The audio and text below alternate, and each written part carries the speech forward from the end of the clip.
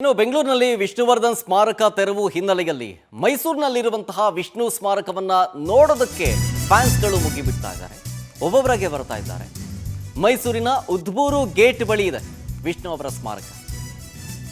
ಈ ಸ್ಮಾರಕವನ್ನ ಕಣ್ತುಂಬಿಕೊಂಡು ಫ್ಯಾನ್ಸ್ಗಳು ಭಾವುಕರಾಗಿದ್ದಾರೆ. ಎಂಥ ಗತಿಪತ್ತು ಒಬ್ಬ ದೊಡ್ಡ ಕಲಾವಿದಗೆ, ಒಬ್ಬ ಮೇರು ನಟನಿಗೆ, ಒಬ್ಬ ಸಾಹಸ ಸಿಂಹನಿಗೆ. ಬೆಂಗಳೂರಿನಲ್ಲಿ ಸಾಹಸ ಸಿಂಹ ಸಮಾಧಿ ತೆರವು ಮಾಡಬಾರದಾಗಿತ್ತು. ಸರ್ಕಾರ, ಫಿಲ್ಮ್ ಚೇಂಬರ್ ವಿಷ್ಣು ಸ್ಮಾರಕವನ್ನು ಉಳಿಸಬಹುದಾಗಿತ್ತು. ಇಲ್ಲಿರುವ ಸ್ಮಾರಕದಲ್ಲಿ ನಿರ್ವಹಣೆ ಇಲ್ಲ, ರಸ್ತೆಯ ವ್ಯವಸ್ಥೆ ಇಲ್ಲ, ಸರಿಯಾಗಿ ಕ್ಲೀನ್ ಮಾಡ್ತಾ ಇಲ್ಲ ಯಾರನ್ನೂ. ವಿಷ್ಣು ಸ್ಮಾರಕ ಸ್ಥಳದಲ್ಲಿ ಪವರ್ ಟಿವಿಯ ರಿಯಾಲಿಟಿ ಚೆಕ್ನಲ್ಲಿ ಒಂದಷ್ಟು ವಿಚಾರಗಳು ಗೊತ್ತಾಗಿದೆ. ಇದೇ ಆ ಸ್ಮಾರಕ ಇರುವಂತಹ ಸ್ಥಳ.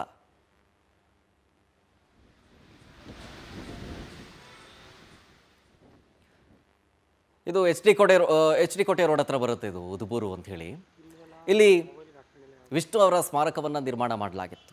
ಆದರೆ ಸರಿಯಾಗಿ ನಿರ್ವಹಣೆ ಆಗ್ತಾ ಇಲ್ಲ ಅನ್ನೋದು ಒಂದು ಕಂಪ್ಲೇಂಟ್ ಇದೆ. ಜೊತೆಗೆ ಬೆಂಗಳೂರಿನಲ್ಲಿ ಆಯ್ತಲ್ಲ ಸಮಾಧಿಯನ್ನು ತೆರವು ಮಾಡಿಬಿಟ್ರಲ್ಲ, ಅದ್ರ ಬಗ್ಗೆ ವಿಷ್ಣು ಫ್ಯಾನ್ಸ್ ಬಹಳ ಬೇಸರವನ್ನು ಹೊರಹಾಕ್ತಾ ಇದ್ದಾರೆ ಅಲ್ಲಿ ನೋಡುವಂಥ ಸಂದರ್ಭದಲ್ಲಿ ಬಂದಾಗ. ಈಗ ವಿಷ್ಣು ಸ್ಮಾರಕದ ಪರಿಸ್ಥಿತಿ ಹೆಂಗಿದೆ ಅಂತೇಳಿ ನಮ್ಮ ಪ್ರತಿನಿಧಿ ಪ್ರೇಮ್ ಕುಮಾರ್ ಅಲ್ಲಿ ಸ್ಥಳಕ್ಕೆ ಹೋಗಿ ಗ್ರೌಂಡ್ ರಿಪೋರ್ಟನ್ನು ಮಾಡಿ ಒಂದು ರಿಯಾಲಿಟಿ ಚೆಕ್ ಮಾಡಿದ್ದಾರೆ. ಹೆಂಗಿದೆ ಅಲ್ಲಿ, ಜೊತೆಗೆ ಅಭಿಮಾನಿಗಳು ಏನು ಹೇಳ್ತಾರೆ ಅದೆಲ್ಲದರ ಬಗ್ಗೆ ಒಂದು ವರದಿ ಇದೆ, ಒಂದು ಪ್ರತ್ಯಕ್ಷ ವರದಿ ಇದೆ, ತೋರಿಸ್ತೀನಿ ನೋಡಿ.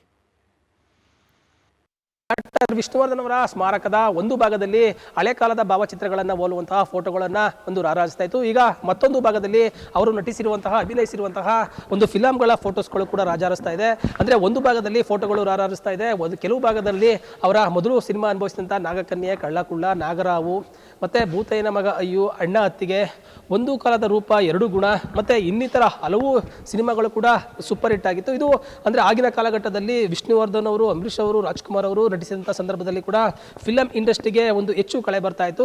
ಅದಾದ ನಂತರವಾಗಿ ಕೂಡ ವಿಷ್ಣುವರ್ಧನ್ ಅವರು ಸಾವನ್ನಪ್ಪಿದ ನಂತರವಾಗಿ ಹಲವಾರು ಅಭಿಮಾನಿಗಳಿಗೆ ನಿರಾಸೆ ಉಂಟಾಯಿತು. ಈಗ ಇಲ್ಲಿರುವಂತಹ ಭಾವಚಿತ್ರಗಳನ್ನು ನೋಡಿ ಮತ್ತು ಅಲ್ಲಿರುವಂತಹ ಡಾಕ್ಟರ್ ಅಂದರೆ ವಿಷ್ಣುವರ್ಧನ್ ಅವರು ಅಭಿನಯಿಸಿದಂತಹ ಫಿಲಂಗಳನ್ನು ನೋಡಿ ಈಗ ಪ್ರವಾಸಿಗರು ನಮ್ಮ ಜೊತೆಗಿದ್ದಾರೆ. ಈಗ ಅವರು ಯಾವ ರೀತಿ ಖುಷಿ ಪಡ್ತಿದ್ದಾರೆ ಎಂಬುದನ್ನು ಕೇಳ್ತಾ ಹೋಗೋಣ. ಸರ್, ಈಗ ಒಂದು ಭಾಗದಲ್ಲಿ ವಿಷ್ಣುವರ್ಧನ್ ಅವರ ಭಾವಚಿತ್ರಗಳಿದೆ, ಒಂದು ಭಾಗದಲ್ಲಿ ಅವರ ನಟಿಸಿರುವಂತಹ ಫಿಲಂಗಳ ಹೆಸರುಗಳು ಇರುವಂಥದ್ದು. ಈಗ ನೀವೆಲ್ಲರೂ ಕೂಡ ನೋಡೋಕ್ಕಾಗ್ತಿತ್ತಾ ಇದನ್ನ? ಇಲ್ಲ, ಇದೆ ಒಟ್ಟಿಗೆ ಎಲ್ಲೂ ನೋಡೋಕ್ಕಾಗಿಲ್ಲ. ಎಲ್ಲ ಒಂದು ಎರಡು ಸಿಗ್ತಾ ಇತ್ತು ಅಪರೂಪಕ್ಕೆ. ಅದರ್ವೈಸ್ ಮತ್ತು ಎಲ್ಲ ಒಟ್ಟಿಗೆ ಇರೋದು ಇನ್ನೂ ಇದು ನೋಡಿದ್ರೆ ಇನ್ನೂ ಸ್ವಲ್ಪ ಇಟ್ಟರೆ ಇನ್ನೂ ಚೆನ್ನಾಗಿರ್ತದೆ ಅಂತ. ಇಲ್ಲೆಲ್ಲ ಸ್ಪೇಸ್ ಇದೆ, ಮತ್ತು ಇದೆಲ್ಲ ಇನ್ನೂ ದೊಡ್ಡದು ಮಾಡಿ ಸ್ವಲ್ಪ ಕಲೆಕ್ಟ್ ಮಾಡಿ ಇಟ್ಟರೆ ಇನ್ನೂ ಚೆನ್ನಾಗಿರ್ತದೆ. ನಾನು 3ನೇ ಸರಿ ಬರ್ತಾಯಿದ್ದೀನಿ ಇಲ್ಲಿಗೆ.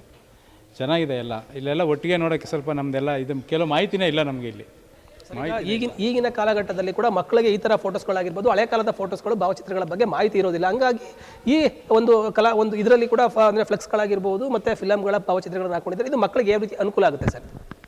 ಮಕ್ಕಳು ಅದೇ ನಮಗೆ ಇದು ಅವ್ರ ನಾಲೆಡ್ಜೇ ಇಲ್ಲ ಅವ್ರಿಗೆ. ಈ ಥರ ಇತ್ತು, ಈ ಥರ ಇರ್ತಿತ್ತು ಅಂತ.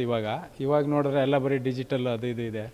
ಇದು ನೋಡಿದ್ರೆ ತುಂಬ ಈ ರೀತಿಯೂ ಇತ್ತೇನೋ ಹಿಂದೆ ಅನ್ನೋ ಒಂದು ಫೀಲಿಂಗ್ ಆಗುತ್ತೆ. ನಮ್ಮ ಮಕ್ಕಳು ಕರ್ಕೊಂಬಂದಿದ್ದೆ ಲಾಸ್ಟ್ ಟೈಮ್ ನಾವು. ಅವಾಗ ಅವ್ರು ಅದೇ ಹೇಳಿದ್ರು, ಈ ಥರ ಕಲರ್ಸ್ ಎಲ್ಲ ಇವಾಗಿಲ್ಲ, ಚೆನ್ನಾಗಿದೆ, ಇನ್ನೂ ದೊಡ್ಡದಿದ್ರೆ ಇನ್ನೂ ಚೆನ್ನಾಗಿರೋದು ಅಂತ ಮಕ್ಕಳು ಹೇಳ್ತಾಯಿದ್ರು.